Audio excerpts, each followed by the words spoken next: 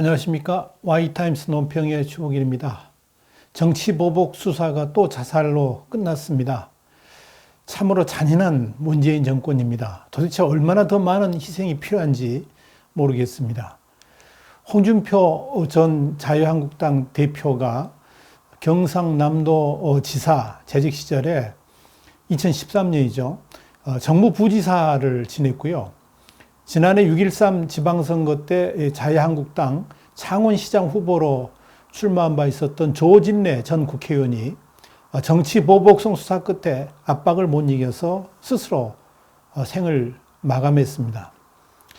이에 대해서 자유한국당 홍준표 전 대표는 자신의 페이스북에 25일이죠. 2년에 걸쳐 하지도 않은 채용비리 수사 압박을 견디지 못하고 극단적인 선택을 했다. 그러면서 이 문재인 정권을 강력하게 비난했습니다. 홍 전 대표는 정치 보복에만 혈안이 돼가지고 보복 수사로 그 사이에 수사 압박으로 자살한 사람이 과연 몇인가 이렇게 물으면서 대선 때 십시일반으로 지원했던 1,000만 원 이상 후원자는 모조리 조사해서 압박을 했고 일부 중소기업 하는 분들은 폐업까지 하게 됐다라고 주장을 했습니다. 홍 전 대표는 또한 나와 일했던 경상남도 공무원들은 죄다 좌천시키거나 한직으로 물러나게 했다. 그러면서 참으로 못되고 몹쓸 정권이라고 비판을 했습니다. 홍 전 대표는 더불어서 정권의 충견이 된 검찰과 경찰을 더는 국민이 믿겠는가? 그래 계속 그렇게 정치보복만 계속 해봐라. 국민이 용서치 않을 것이다. 이런 말을 했습니다. 그러면서 날 잡기 위해 내 주변을 아무리 조작에 털어봐도 나오는 게 없을 거다. 나는 너희들처럼 살지 않았다. 보복의 악순환으로 초래될 대한민국의 장래가 참으로 두렵다라고 말했습니다. 조진래 전 국회의원의 검찰의 강압수사 그리고 극단적 선택 이래로 인해 가지고 자유한국당도 격앙된 반응을 보였습니다. 화면에 보이시죠? 민경욱 자유한국당 대변인은 도대체 몇 명이 더 필요한가? 라면서 목소리를 높였습니다. 도대체 언제까지 갈등과 분열의 구판을 벌여야 됩니까? 문재인 대통령은 2년 전 취임할 때 기회는 평등, 과정은 공정, 결과는 정의라고 약속한 바 있습니다. 그런데 이것은 허울 좋은 말뿐이었습니다. 취임 직후에 100대 국정과제 제1호였던 적폐청산 때문에 전혀 공정하지도 않은 인민재판식 저인망 수사가 시작되었고 이를 통해서 수사받은 전 정권 인사만 110명이 훌쩍 넘습니다. 이 과정에서 벌써 4명이 자살을 했습니다. 여기에 전직 대통령 2분도 감옥으로 향했습니다. 이 정도면 조선시대로 말하자면 사화 수준입니다. 그것도 무능과 탐욕과 보복이 판치고 패거리 정치가 넘쳐나는 아수라 같은 사화입니다. 2년여 동안 이런 사화를 벌였음에도 문재인 대통령은 아직도 부족하다고 그럽니다. 그동안 대한민국에 이렇게 잔인한 정권이 있었던가 싶습니다. 앞으로 얼마나 더 많은 사람들을 검찰로 부르고 또 감옥으로 보내려는지 모르겠습니다. 전 정권 사람들에 대한 강압도 모자라가지고 이제는 문정권 출범 이후에 자신들의 정책에 반대하는 사람들까지도 적폐청산의 대상으로 삼으려고 하고 있습니다. 진정으로 이 갈등과 분열의 구판을 언제까지 펼칠 셈인지 모르겠습니다. 북한 정권이 바라는 것 같이 그야말로 보수 괴멸의 길로 가겠다는 것은 아닌지 참으로 걱정스럽습니다. 더더욱 여기서 우리가 하나 생각해야 될 것은 문재인 정권의 혐오와 분노, 대한민국이 아니라 문재인 민국만 존재하고 있지 않나 하는 생각이 듭니다.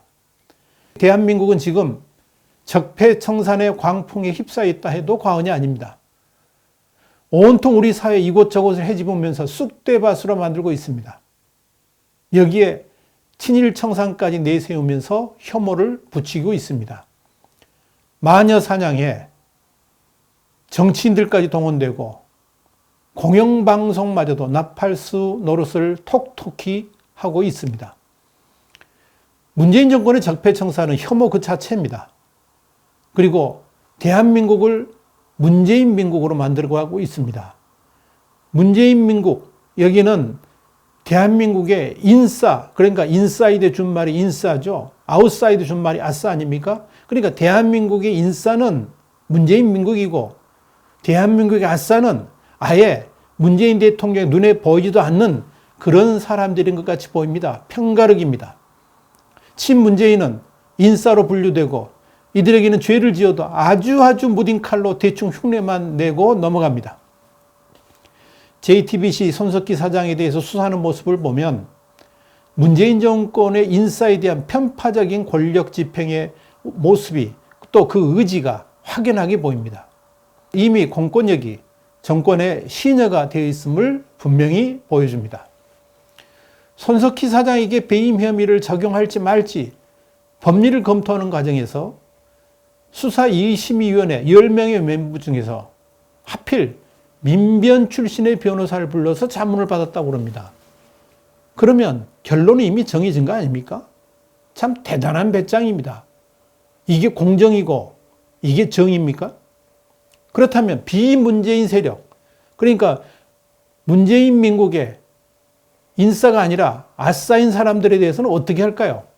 설명하지 않아도 여러분 다 아실 겁니다. 내 죄를 내가 알렸다 하는 사또 수사에 사또 재판까지 이어집니다. 대통령부터 나서가지고 범죄 여부에 관계없이 창피 주기 위한 수사라도 하라고 다그치는 세상입니다.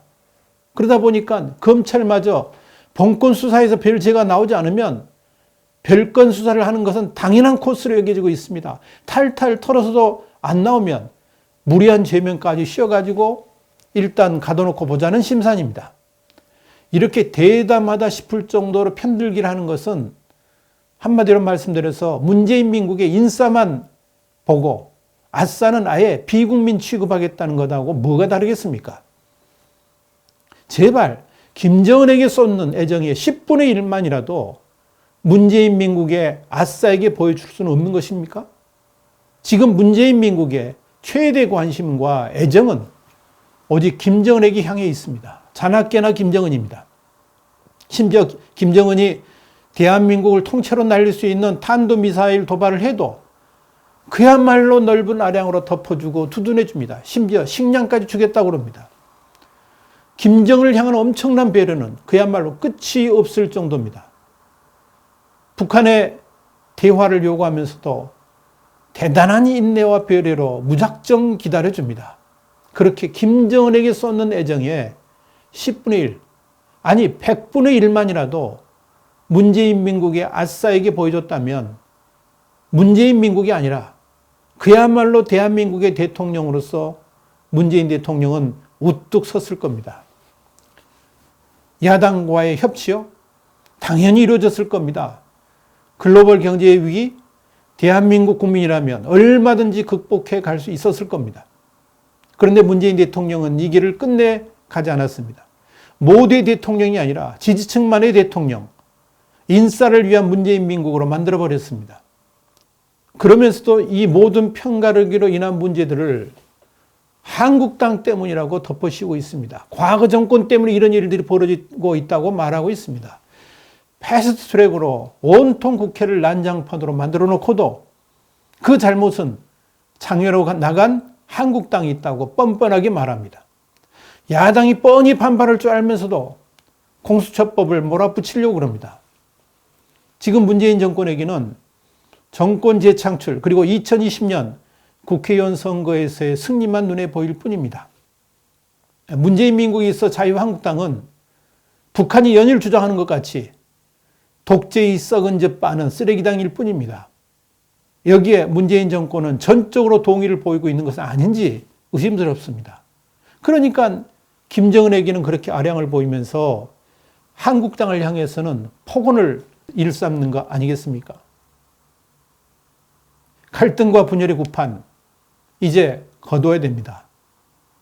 이 나라는 마약 중독자, 멋대로 되라주의 노동자, 노조경찰, 혁명적 고위관료, 미혼모, 몽유병자 대통령, 팝 아트 성직자, 빈정되는 저널리스트, 백만년자 애국인, 공산주의자 관료, 난교를 부추기는 선거학자, 재앙만 예견하는 미래학자, 너무 관대한 판사, 그리고 이혼한 부모들의 수정에 들어갈 것이다.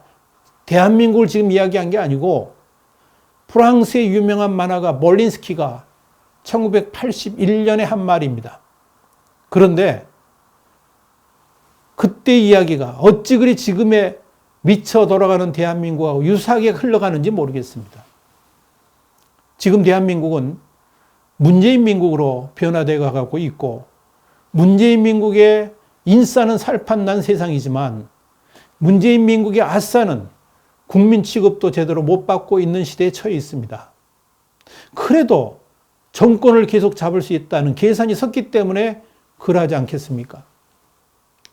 애국자는 자기 국민에 대한 사랑을 우선시하는 반면에 민족주의자는 다른 나라 사람에 대한 미움을 앞세운다라고 드골이 말했습니다. 이 말을 빌리지 않더라도 대통령이라면 당연히 자기 나라의 모든 국민을 포용하면서 국민들이 대통령을 자랑스럽게 여길 수 있도록 해야 될 거 아니겠습니까?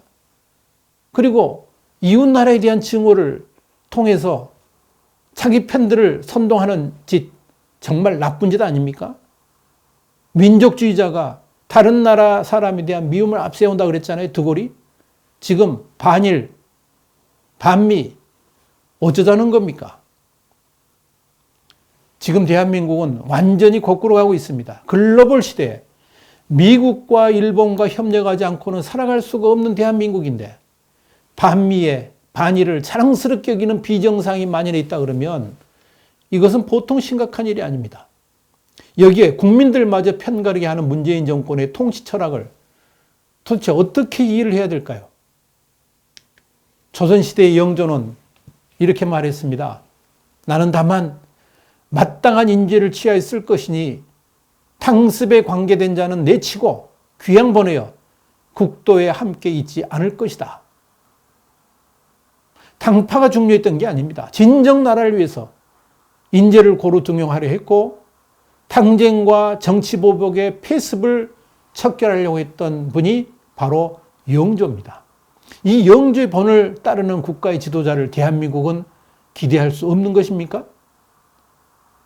문재인 대통령이 부탁하고 싶습니다. 이 영조의 본을 받아야 됩니다. 10분의 1이 아니라 100분의 1만 받아도 지금 대한민국이 이 꼴이 나지는 않을 겁니다. 안타깝고 또 안타까울 뿐입니다.